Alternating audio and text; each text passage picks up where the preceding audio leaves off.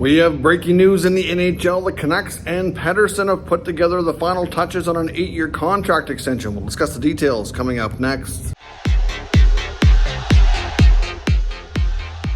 So welcome back to another video here at Top Shelf Hockey. Great way to start a Saturday morning with some big breaking news from the NHL. We have the contract extension for Elias Pettersson has now been completed and officially announced by the Vancouver Canucks.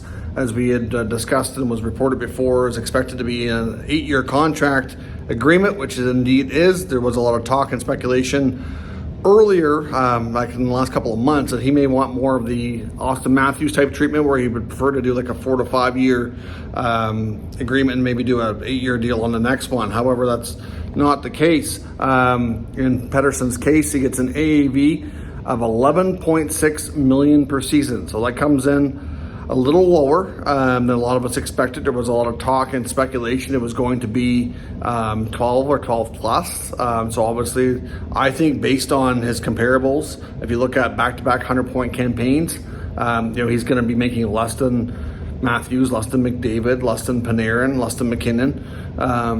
Is he as good or as impactful as those players? I mean, as of right now, I'm not sure that a lot of people see it that way, but he is certainly working his way up there for sure. I mean, does he have a 60, 70 goal campaign like Matthews? No. Has he done, the crazy stats like McDavid's has? No. Not to say that his career hasn't been incredibly impressive, but it's just not quite to those levels yet. McKinnon's got a Stanley Cup, and he got his Stanley Cup before he ever got the mega extension, along with the big stats too. So clearly, on an 8-year deal, I think this is pretty good for what he brings. If he can hold steady at being around a 100-point player for a big chunk of that contract, then I think they'll be quite happy. As we discussed in recent days here, the Carolina Hurricanes had come forth to the Canucks with an incredible offer.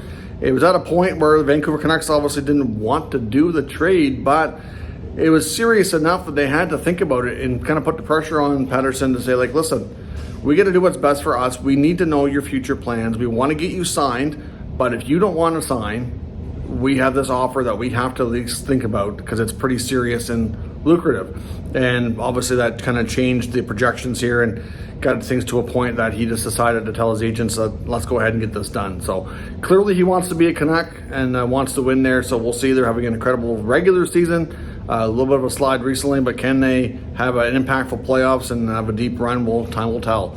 So let me know your thoughts on this contract, as well as all the potential crazy talk that was around a potential trade leading up to it. Obviously, it's not going to happen now for sure. I don't have the final details here as of yet, but I'm sure that once he's eligible, which is age 27 beyond, that there would be a no trade clause in there too. I'm sure that there is, but we'll see. So let me know your thoughts. We'll discuss further. I'm going to be traveling today, so there will be content on the channel. It'll be later on. I'm not sure what time. If there's news, I'll try my best to get it out to you, but stay tuned for a fun weekend, hopefully, with the NHL trade deadline not far away. Thanks for watching, and I'll catch you next time.